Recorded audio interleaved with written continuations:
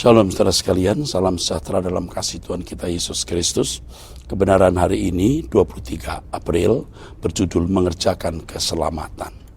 Saudaraku sekalian, respons bukanlah sekedar ucapan bibir yang percaya atau setuju dengan apa yang diberitakan di dalam pikiran, tetapi iman juga dinyatakan dalam tindakan, ya, dalam tindakan konkret. Jadi Yakobus menegaskan oleh perbuatan-perbuatan itu iman menjadi sempurna. Yakobus pasal 2 ayat 17-26. Iman menjadi sempurna melalui tindakan selama bertahun-tahun. Tindakan selama bertahun-tahun yang pada akhirnya tindakan perbuatan nyata tersebut terkristal sampai membangun sebuah keadaan moral yang berstandar Yesus. Tindakan perbuatan nyata inilah yang sebenarnya dapat disebut sebagai respons manusia. Inilah iman yang benar. Dengan mengakui bahwa respons manusia juga berperan dalam karya keselamatan Kristus, hal ini mengesankan seolah-olah anugerah yang Tuhan berikan belum cukup. Mengesankan begitu. Tapi sebenarnya tidak. Karena kesan seperti itu, maka membuat sebagian orang Kristen merasa terganggu ketika diajak untuk berjuang untuk memiliki kesempurnaan di dalam Tuhan. Sebab menurut mereka manusia tidak sanggup sama sekali untuk selamat. Perlu intervensi Tuhan dari karya salibnya sampai segala-galanya.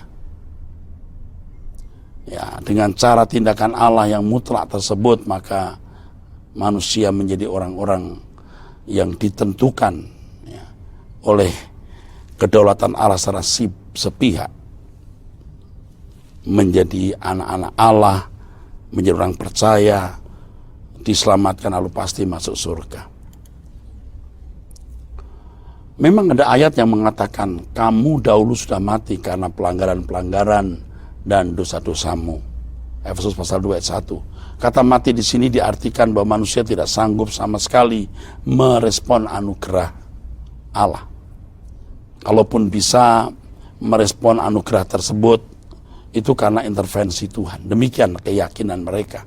Karena intervensi Tuhan dalam batin, maka manusia bisa merespon anugerah Tuhan.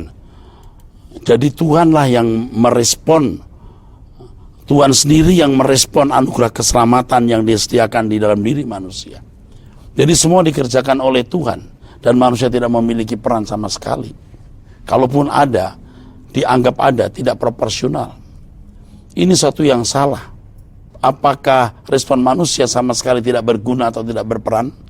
Ini yang harus kita persoalkan.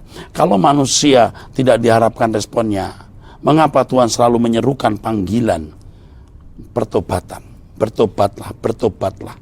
Taatilah, jadilah anak-anak yang taat dan seterusnya. Apakah semua sandiwara belaka?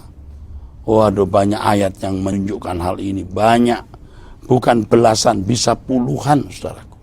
Banyak. Bila semua dikerjakan oleh Allah, maka orang percaya tidak perlu bertindak apapun. Sebab keselamatan sudah dikerjakan oleh Tuhan Allah sendiri. Sudah all in. Aduh, saudara, ini keliru. Pemahaman seperti ini akan menutup mata pengertian terhadap kebenaran, sehingga tidak tahu bahwa setiap kita juga dituntut untuk bertanggung jawab. Dan begitu banyak ayat Alkitab yang menunjukkan bahwa setiap kita harus berdiri di hadapan tahta pengadilan Tuhan dan mempertanggungjawabkan apa yang kita lakukan. Nah, tidak ada orang yang bisa berkata, Tuhan, aku tidak bisa bertanggung jawab karena aku tidak ditentukan untuk selamat. Yang lain, Tuhan, perlukah aku bertanggung jawab lagi? Toh kau juga yang menentukan aku selamat. Tanggung jawab itu berupa respon dari manusia terhadap anugerahnya. Ini yang mesti dilakukan. Respon ini bukan sesuatu yang sederhana. Jadi respon manusia akan menunjukkan kesungguhannya apakah dia menerima keselamatan itu atau tidak. Respon dalam bentuk rajin membaca Alkitab, rajin datang acara-acara gereja untuk belajar kebenaran, rajin menyediakan waktu berdoa, meditasi di hadapan Tuhan, serius untuk memperhatikan setiap kejadian yang terjadi dalam hidup yang melaluinya dia mau diubah. Ini benar-benar harus dilakukan, dan kesungguhan menyangkal diri untuk menjadi semakin hidup tak bercacat, tak bercela. Abraham merespon anugerah sebagai tanggung jawab dengan meninggalkan Ur Kasdim, sampai ia rela memberikan Ishak putra tunggalnya sebagai korban.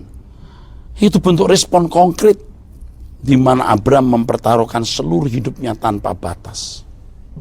Demikian pula orang percaya, saudaraku. Orang percaya harus berani melepaskan segala sesuatu untuk merespon anugerah Tuhan. Respon tersebut ya sama dengan mengerjakan keselamatan. Betul. Dengan takut dan gentar.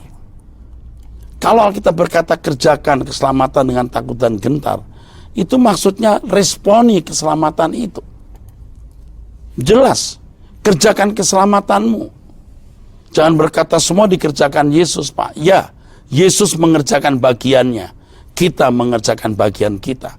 Dan kita memiliki bagian setelah Yesus memberikan bagian itu, atau setelah Yesus mati di kayu salib. Saudaraku sekalian, kata kerjakan keselamatanmu dengan takut dan gentar. Kerjakan, ini artinya selesaikan. Selesaikan, ini sebuah kalimat imperatif. Verb imperatif, present, middle, second person, plural. Kalimat ini jelas, kalimat perintah. Katergizomai. Finish it, selesaikanlah. Atau membuat lengkap, buatlah lengkap. Buatlah utuh, accomplish, make completely ready. Orang percaya dipanggil, saudaraku sekalian, untuk menyelesaikan panggilan keselamatan, yaitu agar orang percaya memiliki pikiran perasaan Kristus, dan akhirnya juga menolong orang lain memiliki pikiran perasaan Kristus. Ini bagian yang harus dipenuhi setiap orang percaya. Di dalam perintah miliki pikiran perasaan Kristus ini, maka kita mengerjakan keselamatan. Ini Filipi pasal 2 ayat 5-7. Miliki pikiran perasaan Kristus. Lalu di ayat 12, kerjakan keselamatanmu dengan takut dan gentar. Jadi isi mengerjakan keselamatan itu adalah memiliki pikiran perasaan Kristus, memiliki kekudusan kesuciannya. Kerjakan, mengerjakan, kerjakan, energon. Artinya bekerja di dalam. Baik katergeseste maupun energon memiliki akar kata yang sama, ergon. Ada yang mengerjakan dari luar, artinya katergeseste, menyelesaikan. Lalu ada energi yang Tuhan berikan, Allah mengerjakan di dalam setiap kita. Hal ini menunjukkan pekerjaan atau tindakan yang dilakukan secara terus-menerus dan bersama antara kita dan Roh Kudus. Nah, sebenarnya katergeseste dan energeo memiliki akar kata yang sama, kata dasar yang sama, ergon. Katergeseste gabungan dari kata dan ergon, katergeseste. Sedangkan energon dari gabungan dari kata en, ya, ke dalam, dan ergo. Hal ini menunjukkan bahwa manusia mengerjakan keselamatannya dari dirinya sendiri, sedangkan Tuhan dari dalam diri manusia memberi kemampuan. Hal ini bisa menunjuk Roh Kudus yang dimeteraikan di dalam kehidupan orang percaya. Ini sebuah kolaborasi atau kerjasama yang sangat luar biasa antara setiap individu atau individu orang percaya dengan Tuhan yang diwakili oleh Roh Kudus. Nah, hasil daripada kolaborasi kerjasama ini adalah keadaan seseorang yang segambar dan serupa dengan Yesus. Bagaimanapun peran manusia sekecil apapun, saudaraku, dibutuhkan, dituntut, dan sangat berperan. Tuhan memberkati. Sola Gracia.